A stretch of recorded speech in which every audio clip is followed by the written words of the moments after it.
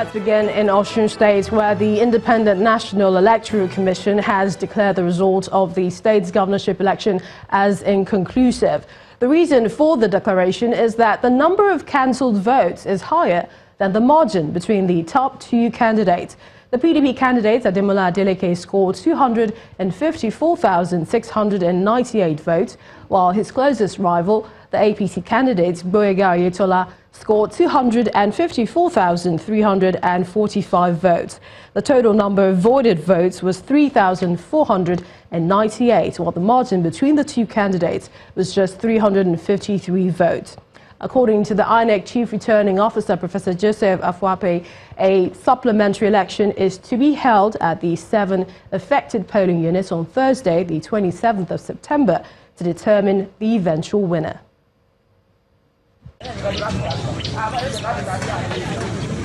After the Saturday voting exercise, then comes the counting and collation of ballots in the Osun State governorship election.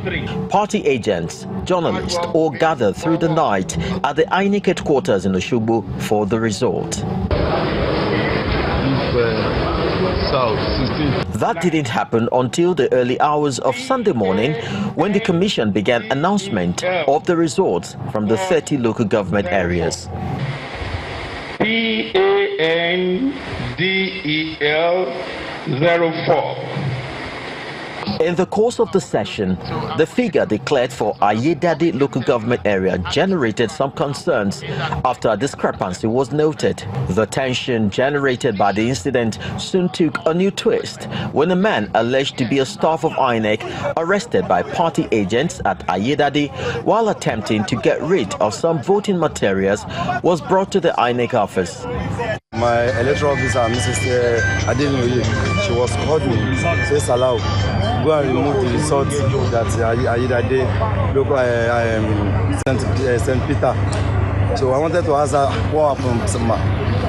We cut it. So the first thing, I go and meet electoral officer, Mr. Oladunjoyipe. This is what my electoral officer said, that I should go and remove the result at Ayedade St. Peter. So immediately I wanted to remove it like this. Two party agents, they came and said, who sent you? I said, I don't know anything. My electoral officer said I should go and remove this thing. From there, they arrested me.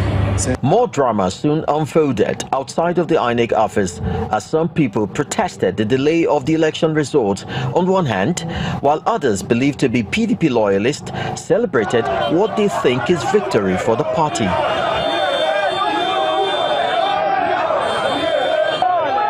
Calm soon returned and the proceedings continued, with the returning officer announcing the final result.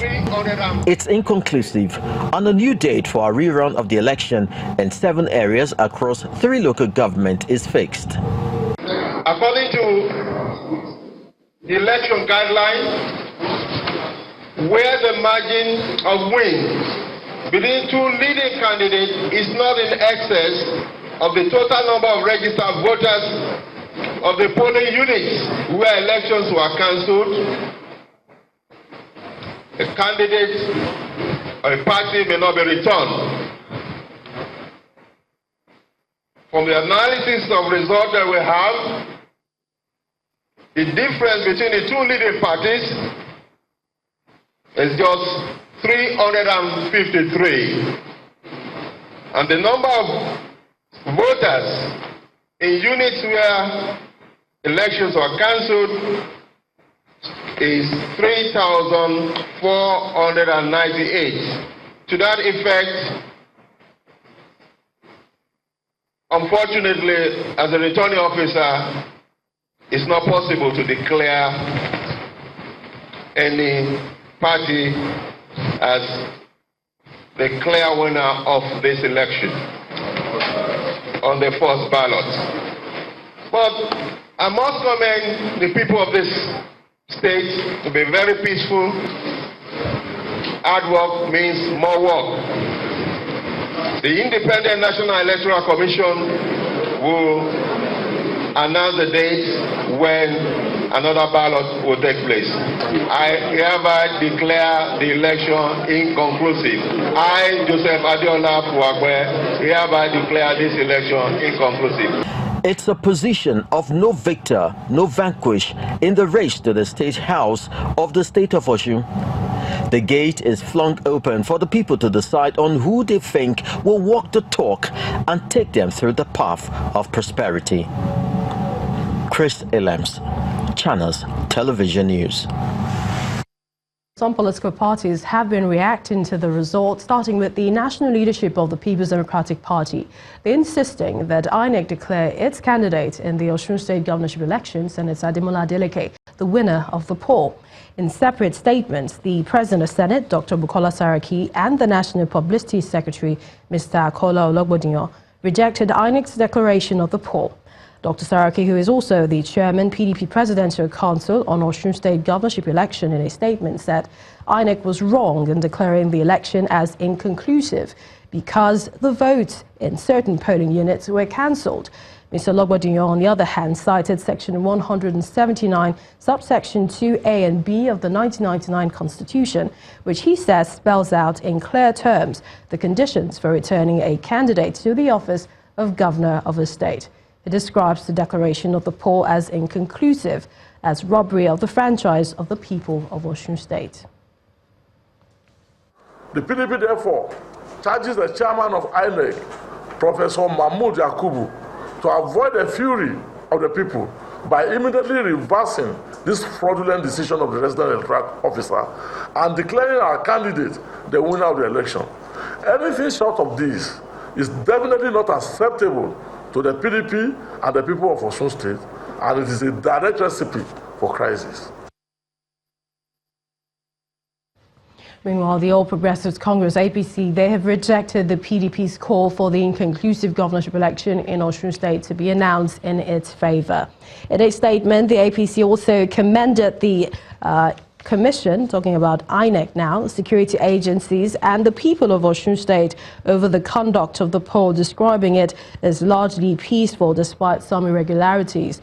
The ruling party also commended what it describes as the Buhari administration's commitment to improving and ensuring that elections are more peaceful, transparent, credible and acceptable.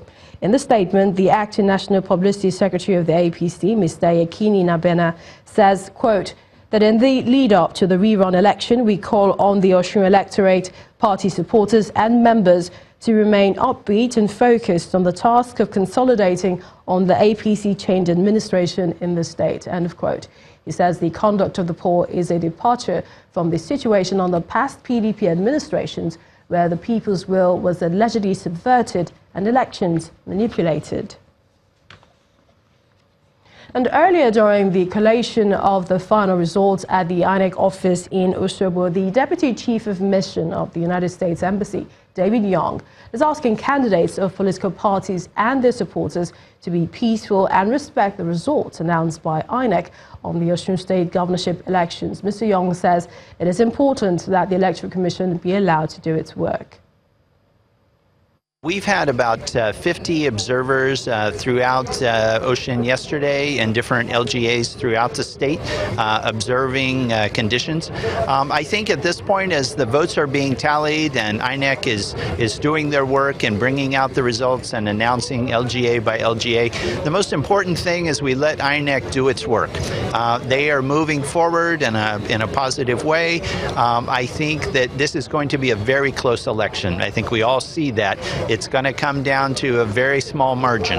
And I think one of the things we need to do is let the process go forward, let the democratic process go forward with different parties and candidates raising any concerns they have, but to do that through the legal process and for the result to be peaceful.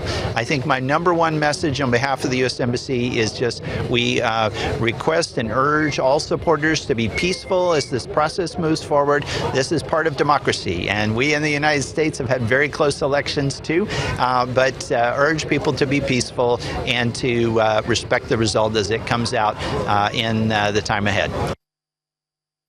And away from the election in Osun State, the president has departed Nigeria for New York to participate in the 73rd session of the United Nations General Assembly, which officially opened on Tuesday, the 18th of September 2018. President Muhammadu Buhari is expected to address the Assembly on that day, on the opening day of the general debate. According to a statement by presidential spokesperson, Mr. Femi Adesina, the president will present Nigeria's national statement, reaffirming the nation's commitment to international peace and security. The fight against corruption, the return of illicit assets, counter-terrorism and insurgency, curbing irregular migration, resettling internally displaced persons, recharging the receding Lake Chad, and the reform of the United Nations are also expected to feature in the president's address. In addition to having audience with the UN Secretary General, President Buhari is also expected to have bilateral meetings with African and other world leaders, as well as a select group of Nigerian professionals based in the United States. President Buhari is accompanied by his wife, Aisha Buhari, and several ministers. And presidential aspirants on the platform of the People's Democratic Party are expressing their ideologies and plans for the country as they travel around the state to canvass for support. President of Senate, Dr. Bukola Saraki, former Minister Kabiru Turaki, and Secretary of State Governor Aminu Tambuwal are some of the aspirants who met with former presidents, state governors, and party delegates to articulate their vision for Nigeria. Our correspondent, Olumide Macaulay, reports. The march towards choosing the presidential flag bearer of the People's Democratic Party is on, and the aspirants are making no bones about it as they canvass support for their aspirations. In Yenagoa, Bayelsa State, the governor, Seriake Dixon, plays host to Mr. Kabiru Turaki, a presidential aspirant and former minister, with the former president, Dr. Goodluck Jonathan, who also receives him. There is somebody who can bring unity to this country, because the greatest problem of Nigeria now is even the unity. The next is security. Because if we're not united, the security threat will continue to go on. For us, we'll work on the security, and how are we going to do it differently? We'll ensure that we create a robust security architecture that will be able to protect the lives and properties of Nigerians. And then when we do that, we will now have the strong capacity to drive it and drive it well in such a way and manner that will ensure that security agencies work together, they create synergy, and work and share information and intelligence together. Governor Dixon minces no words on the qualities he hopes to see in the winner of the country's #1 position. Our country needs a competent leader. Our country needs a detribalized leader. Our country needs a pan-Nigerian leader.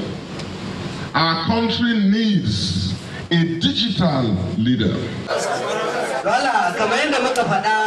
The Senate President, Dr. Bukola Saraki, who would like to take up the mantle as President of Nigeria, says his campaign is based on issues in the national interest, as he paid a visit to Bauchi State to draw support of the delegates ahead of the presidential primaries.